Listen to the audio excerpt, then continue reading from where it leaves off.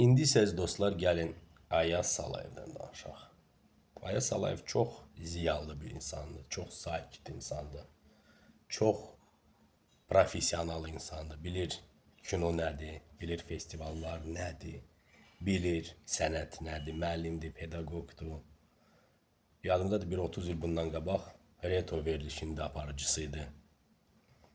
Sonra onun filmini görmüşəm 95'te deyəsən. Yarasa filmini Ayamir Kasimov, по-моему, там даже играла главную rol. Çok ağır bir kinodur. Çornobıllı. Qara ağ formatında çəkilmiş bir filmdir.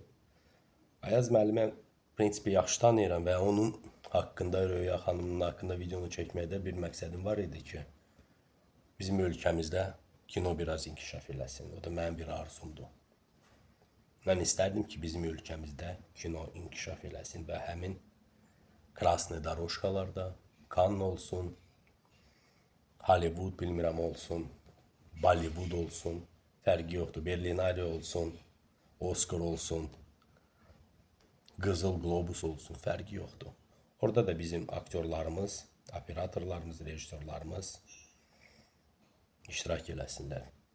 İnanıram ki, bir gün bu arzuma bizim ölkəmiz çatar və gənc istedadlı insanlar bu zirvəyə bizi çatdırır.